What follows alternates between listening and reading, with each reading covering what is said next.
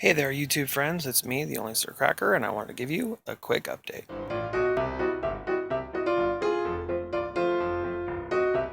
Hey! Alright, well, I'm the Only Sir Cracker, and that was a quick update. Hey there, this is the Only Sir Cracker, and I'm coming to you from the front yard today. It's the Only Sir Cracker. Guess what? I knew the camera was on the entire time, because I'm having fun with it. Alright, so I didn't think it was going to happen, but I have a pea pod. And it looks like I've got some more pea pods, so they're coming along.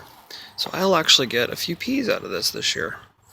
Those are actually, it's just a sweet pea, but those are actually really pretty. Oops. Aren't those pretty? So, and then we got, of course I got a carrot and my parsley in that one. And cabbages are doing okay. Not quite as big and beautiful as I'd like for the end of August, but we're doing all right. Here's my other cabbage. Again, it's hanging on. And the peas underneath the corn are not quite doing as well as the other ones, but I think these guys have gone through a little bit of drought, especially with the fact that the corn has taken up so much. And look, you see the roots on the corn. But the corn's taken up so much of the water that, it's taking all the water away from the peas. And the lavender has just exploded. Look how long these are. These are probably about a foot long, foot and a half maybe long. So, and then the basil right next to them, looking really good. Starting to get some flowers on here, so it's probably time for me to, I'll deal with that a little bit later. Time for me to start maybe harvesting some more of this for dried basil. And then the rosemary next to it. Rosemary's looking really nice. Smells absolutely amazing. So, and the stalks on these are starting to get nice and woody too, real thick, so that's good. And the carrots, they are kind of drooping over a little bit now, but I did go through and thin them out, and I'm getting some pretty good sized carrots already, even though the season is still pretty early. And my onions are doing really well. This one here is getting to be a pretty good size. So is this one over here. It's a good size. And they're just now starting to really swell up. This one here I think is going to get pretty big. He's just beginning. Nope, you're down there. He's just beginning, but I think he'll get pretty big. Of course, even in 55-gallon barrels, you still get weeds. All right, well, the corn is getting ready. As you can see here, it's starting to put its flowers on. But it's not quite ready to go yet. Like here, this is going to be a corn, corn. And here's another one up here. There's gonna be corn right there, but they're not quite ready yet. So I don't know why it's doing that, but look at this. It's absolutely gorgeous. But I think it's a little bit too early for it to be putting that on. Maybe it's because they're getting dried out too fast. All right, well, this here is my very first pumpkin. Now, the question is it going to hold on? I've had 6 of these already, and they've fallen off. And it's starting to get fairly late in the season for the pumpkins to start. Oh, look, there's another one. To start producing pumpkin. They should have started to do that a little bit before now. But that's okay. All the flowers I've seen up to this point have all been male flowers. So to see a couple of females on here is definitely quite nice. It's climbing along the fence, but I don't know if I'll do this again next year. Maybe next year I'll just put it on the ground, and I don't think I'm going to be putting it in a 55-gallon. The disadvantage to that is the fact that around the edges, it puts pressure on the stem and almost breaks the stem off just because the edge is so sharp. So next year it'll probably be in the ground, which I don't care if weeds grow around it, so it's not going to be that big of a deal. And then on to the tomatoes. Now, I'm going to make a separate video about these tomatoes, but this plant here is absolutely amazing. Where did I find it? This is the Alaskan Fancy. And this is a very good one. Not the best, but it's very good. And then this one here was the Glacier. I am not, and I will not do this one again. Every single tomato that I've taken off of the Glacier that has been ripe is all, there's one back here, is all been rotten inside. So that is not on the list to be in my garden next year. And which brings us to this one. This is my favorite. Absolutely amazing. I mean, it's got loads of tomatoes on it. And this one here is called First Lady. I mean, look at these tomatoes. I mean, it's just amazing. It's already given me like 2 harvests of tomatoes. I will definitely be doing this one next year. The other one I want to try, I believe is called Boxcar Willie. That's the one I'm going to try next year as well. So over here, these are all my sweet peppers and bell peppers. And there's a few little ones on here. Here, this is really cool. I wanted to show you this.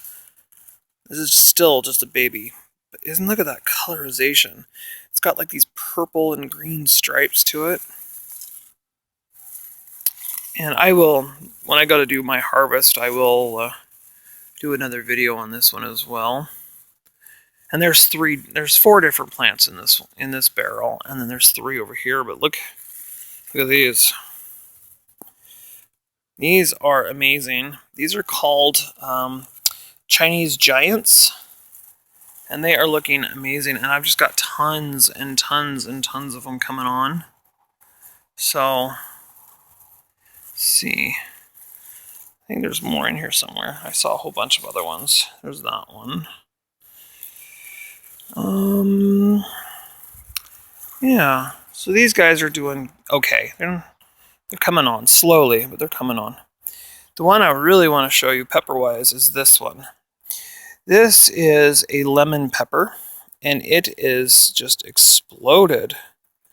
I mean, it's crazy. And I don't know what to do with lemon peppers. I've never had them, never eaten them before. So I'm going to have to figure out what I'm going to do with it. But it's just gone crazy. And this plant, it's putting off these beautiful peppers. I mean, all the way down the plant. It's got just gorgeous peppers. I'm going to harvest these, and then I think I'm going to end up later in the fall cutting this plant back considerably.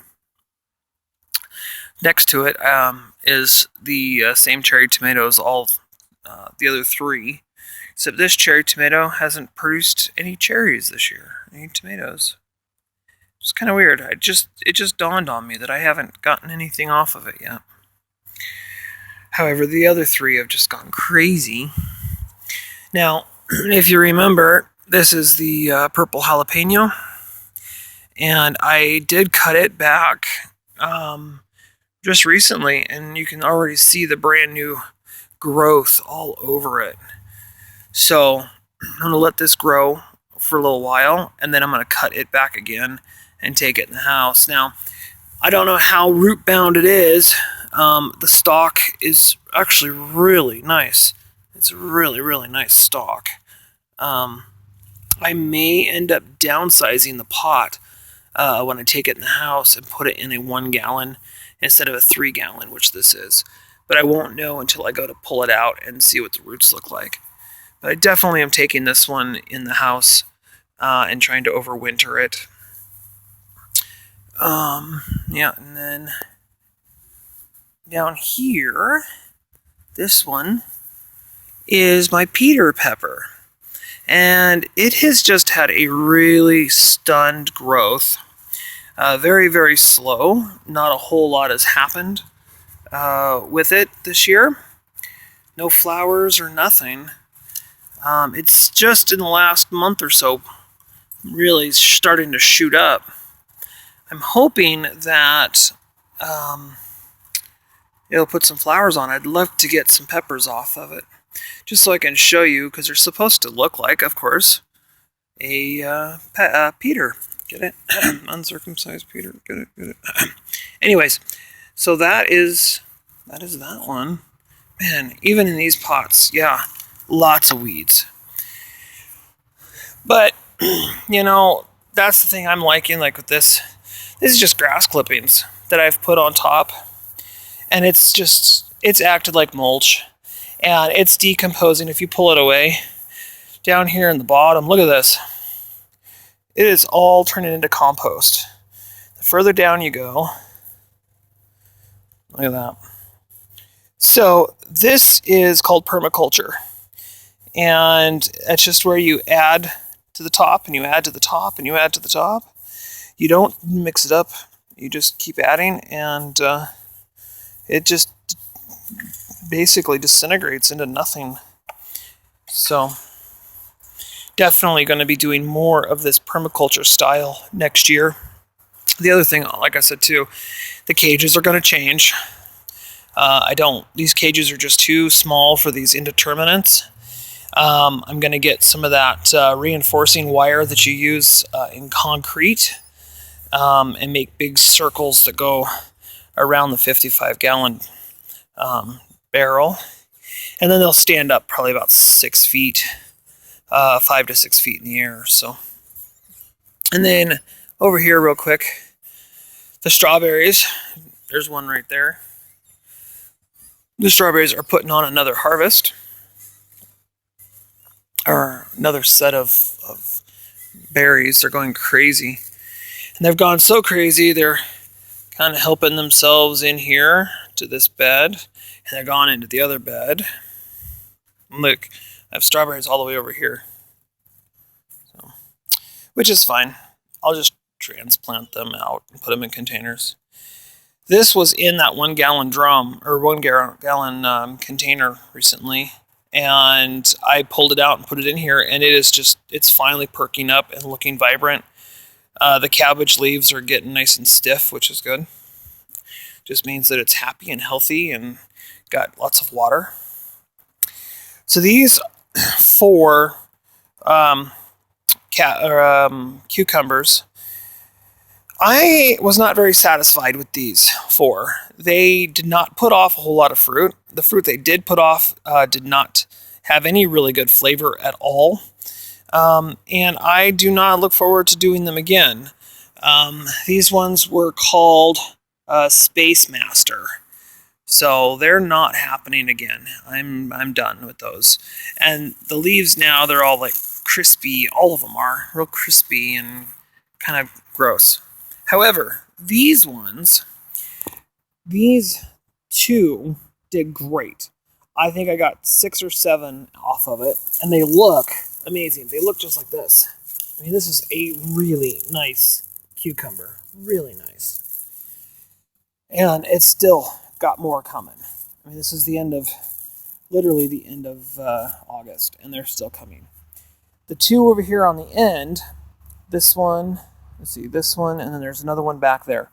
They didn't do so well. And I think the reason why is because they're back here in the corner, and they had this crookneck squash kind of blocking their sunlight.